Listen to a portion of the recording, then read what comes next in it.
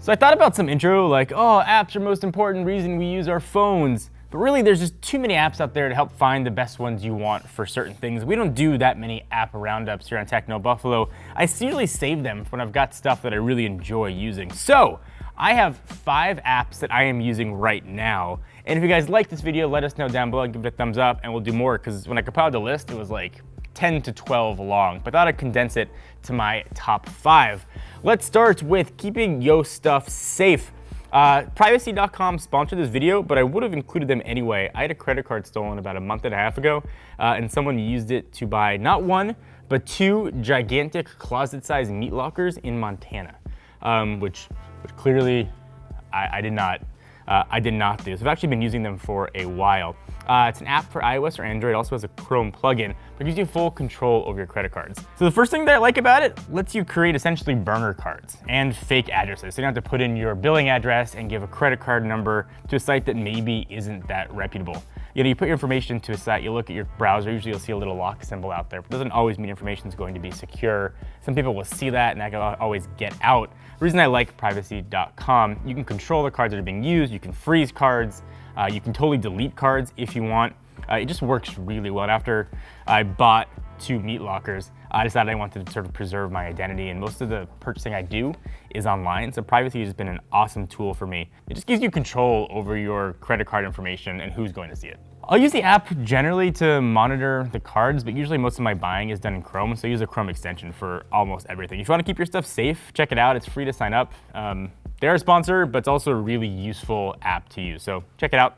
So next one, it's a freemium model. It's for iOS or Android. I haven't paid for it. I don't mind looking at the ad on it, but it's the Face app. And this one we had probably more fun than we should have in the office. You take a picture of someone, make them not smile, and you use the app. You can make them smile. You can make them look young, old, change their sex from male to female or vice versa. If you want to know what you look like as a lady, for whatever reason, it's a fun app to try. If you want to know what your friends look like as a different gender, it's a really fun app to play around with.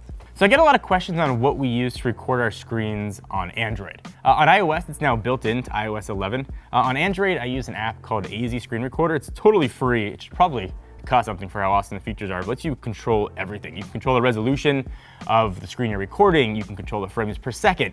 You can even turn on the front-facing camera and actually see your face while you're recording. You can do taps on the screen to show what you're touching. You can control anything for recording your Android device. No root required, just download it from the App Store. So if you want to do YouTube videos or just want to like show your mom how to check her email, it's a great app to try, totally free, and I guess worth every penny. And speaking of email, this is my favorite app that I use all the time on iOS, and it is now on Android. It's Easily.do's email app. It's just called Email. I absolutely love it. It works just as well on Android as it did on iOS. The reason I like it so much, aside from having a really nice customizable UI, you can actually see the subscriptions that you are signed up to in your email and unsubscribe right through the app. I think you will be shocked at how many hundreds of newsletters you inadvertently subscribe to. So I usually go through once a week, unsubscribe for about 10 to 20, and it's cut my inbox down tremendously. Really good app, I recommend it. It's great on iOS or Android. So we've gotten a lot of questions in our comments on what kind of wallpapers we're using. We saw it on our Galaxy S8 videos and in our OnePlus 5 videos. Most of the wallpapers come from actually Google's own wallpaper app. This one is Android only. And you might not even know that Google has their own wallpaper app. They do.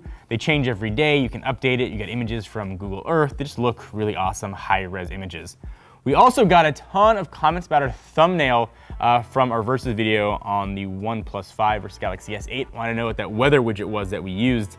It comes from the app Weather Timeline for Android, and it's got a really nice widget, but it's also kind of a nice weather app. So that was like a 2-for-1 type deal. So you get wallpapers and weather all combined in one. So those are the top 5 apps that I'm using way more than anything else on my phone. I tried to pick most that were cross-platform, but we do read the comments. If you guys ask us questions down below of what apps we're using and what we recommend for certain thing, we'll notice it and we'll do another video. And if you want to see a follow-up to this at the other 5 that we didn't include, again, leave in the comments down below and let us know. What apps are you using? What is your 2 most favorite apps? Leave the comments down below and I will check them out. Give the video a thumbs up. We appreciate it. Until next time, John Rettinger from Techno Buffalo.